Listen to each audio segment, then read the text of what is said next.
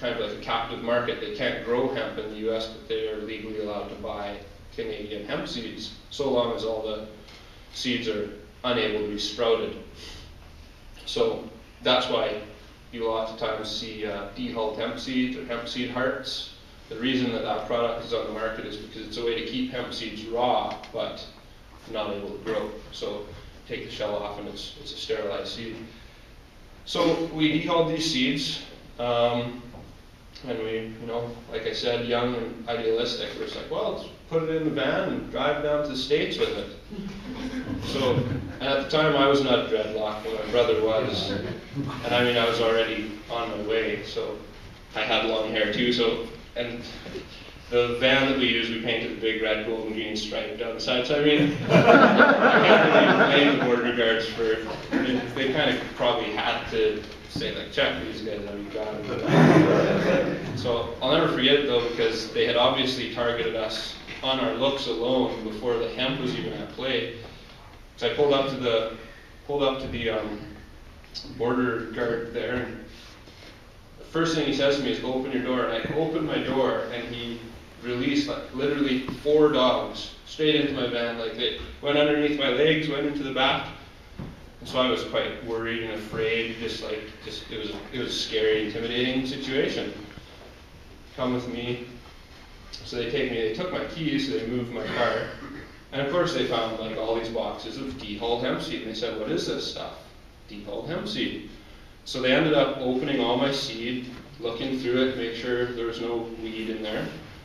And the whole time, I'm thinking like, who would be stupid enough to try and smoke weed? But the border guard there, who, it was his case, I think he really wanted to get me and really thought he had something. They held me there for almost 18 hours. So my brother actually made it through, and it was me, because I was the one who was officially doing the seed. So he got a hotel on the other side, had to wait for me, and was really worried. They must have asked me if I had smoked marijuana 30 times. They asked me that 30 times as though I would suddenly change my answer. Like, no, I haven't. No, I've never tried it.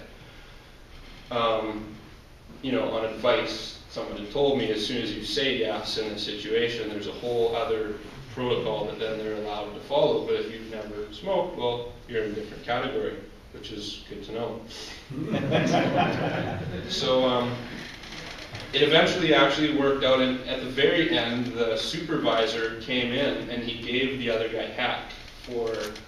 He's like, this guy has actually done nothing wrong. The only thing that I could have done better is contact them a day ahead and said, "I'm coming with a bunch of hemp, look out for me."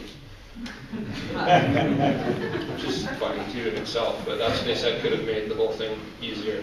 And at any rate, hundreds of thousands of pounds are shipped to the US every year from Canada. That's why we grow so much hemp seed here, is for the American market, by and large. So anyways, that year I went down to the States, down to California, to the Bay Area, one of the most liberal places in the States, thinking that, everyone's going to want this hemp seed. I have the best story ever. I grew it myself. I drove it down here like, I'm going to make $1 million and save the world while I'm at it. To my surprise, it was like banging my head against the wall. It was unreal. I went into all kinds of health food stores, quite hip, and lots of awareness about organic food. It was partly my appearance, I suppose, but tons of people would just straight up say, "Is it legal?" when I was done, presenting my product to them.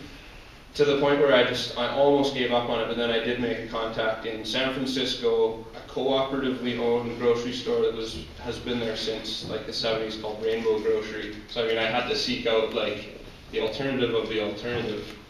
And these people were still got hemp hearts, and I eventually sold most of my hemp through them, but I sold it at a price that basically, I was at a point where I was like, I have to get rid of this before it just becomes this huge burden. So I basically gave them a price that covered all my costs. It didn't make me this big $1 million I thought it would. So it was a good learning situation. I think a lot of young people fresh out of high school still have quite a few years to go about money management and the reality of how much money is actually made in business when you do sell something.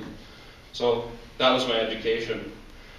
And from that experience, I decided, you know, I'm kind of sick of this, banging my head against the wall, constantly trying to tell people that it's not weed, it's hemp.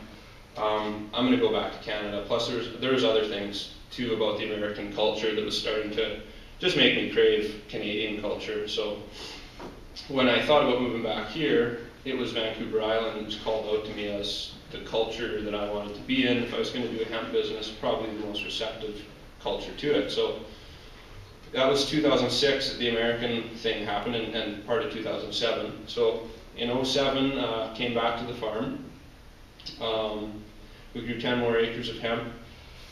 And this time, at this point, we had bought our own dehuller, thinking that we could dehull our seed ourselves, which is, again, you know, most ideal farming situation is you can grow your stuff, process it all yourself, and sell it yourself too. That's ideal. So we bought the dehuller, only to find, as with hemp processing, the fiber being tough, so is processing the seed. Dehulled hemp seeds are not easy to make, to do. You know, it's a tiny little seed, they all have to be cracked, and then you have to separate the little shell from the little hemp part. So we bought a dehuller. We did dehull some of our own, but we definitely found out like this is a job that requires more machines than just a dehuller.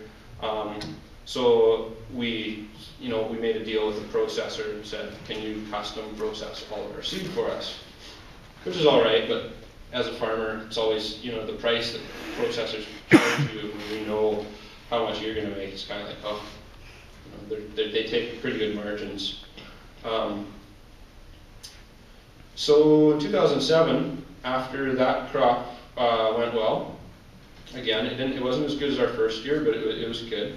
And we tried doing our own dehulling, moved to the custom dehulling. I came back to Vancouver Island to, you know, relaunch this hemp business. And because it was my own seed that I had grown myself, I was able to get into some farmers markets. James Bay Market was super supportive. I was actually here at U-Vic. That's where I met Gail for the first time.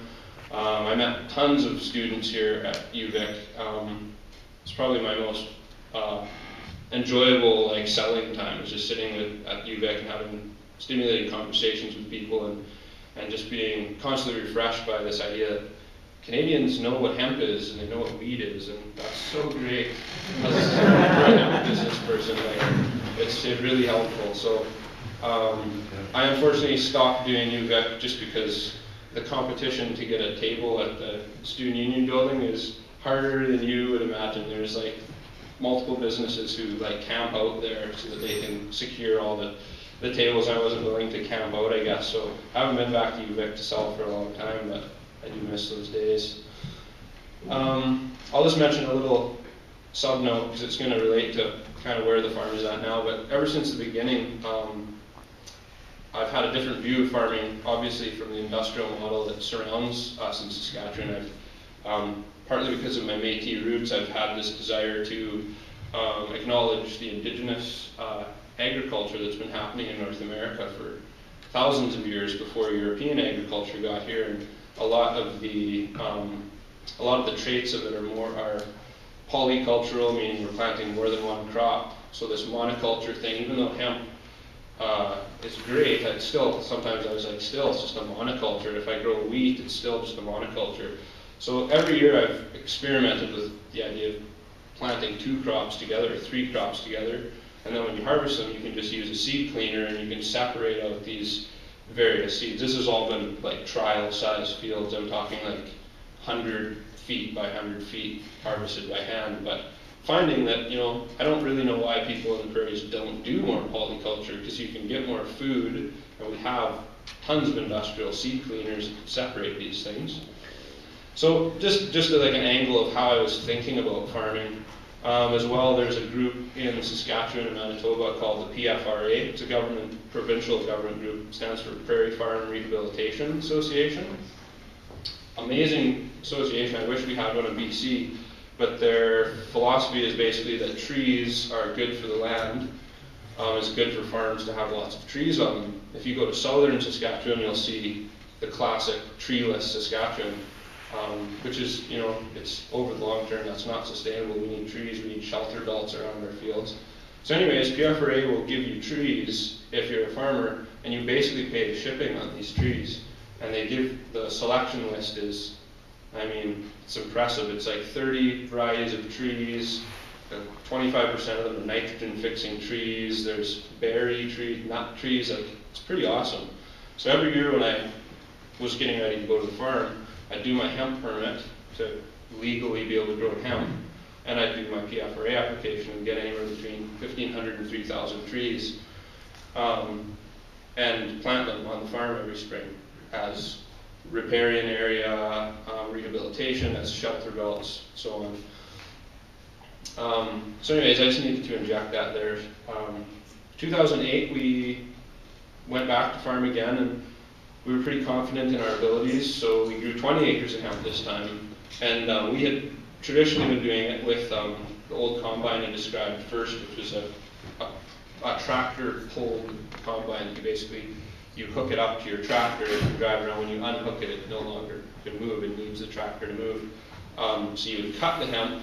When you had a nice 5-day window of sunny weather, you'd cut it. It'd lay in rows and basically dry out. Then you'd come along with this pull-type combine, which would pick up the dried stalk. And because they're dry, it was way easier for the seeds to actually come off and go into your machine. But a lot of the bigger organic farmers were doing this other method where you grow the hemp and you come in with a combine that cuts the hemp as it goes. So it like cuts the plant off, shucks the seed off, spits the fiber. It's all one pass. You don't need to cut and wait 5 days. So we had a neighbor who had actually tried hemp. He successfully grew the hemp, but he couldn't market it, so to him it was a negative experience. So he had this combine he never used, and so we thought, let's grow 20 acres and use this fancy combine to, straight cut is what they call it. So we grew 20 acres. It was an impressive field. Like, it was quite nice. 20 acres it feels so big to me to see that. But for whatever reason, if it was moisture in the air, moisture in the hemp, the big combine we used it didn't really work out well. It broke down tons of times. We broke it tons of times with the hemp. Like, if you can picture, those of you who know combines and farm equipment, like combine that we're talking about had this big huge paddle wheel on the front that kind of feeds the hemp in and then chops it with this big blade, and then it goes into basically a mouth at the front of the combine.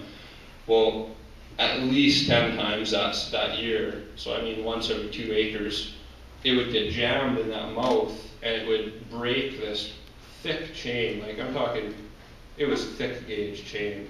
We would snap it. There's so much hemp fiber in it, we would snap it. So we had to take that entire front piece off of the combine, go inside of there, pull this thing off, replace the piece. So I mean, we wasted so much time repairing our machine. So by the time we were done with that, we had spent thousands of bucks fixing this rented machine, and we had lost quite a bit of seed. We just maybe didn't have the settings right. You're learning as you go. I was learning as I go here. And it was a little bit strange to grow 20 acres and get less seed than when I grew my very first year using all these antique pieces of equipment. So I think the significance of that is it kind of, my mind really started to kind of get a little bit sick of this large scale industrial hemp. It was because of my low capital. The machines that I needed to solve my problems were unobtainable essentially. So started to get a little discouraged that I can only grow about 10 acres, but I need to grow a little bit more than that to make this business a little more viable. But anyways, I mean, I didn't give up hope. It was just a little bit of, it was a bit disappointing that year. So anyways, the next year was 2009. If anyone remembers, 2009 and 2010 were both extreme wet years in the prairies. It affected us majorly. We couldn't get our crop in early, which you need to with most crops, especially hemp. And then when it did go in, it was so wet that hemp doesn't like to be super wet like that, so it doesn't grow. And what it's supposed to do is, you plant it and it goes through the massive vegetative growth state, and it gets to its height where it's kind of going to set seed, and then it doesn't really grow high anymore. It just stays there and produces seed. So what happened in that wet spring is you plant, it's super wet, the plants just sprout, and then it's super wet again, and so they go through their veg stage, but they're actually not growing very tall. So by the time they set seed, they're like 2 feet tall, 1 foot tall. You've got weeds everywhere, they're competing with them.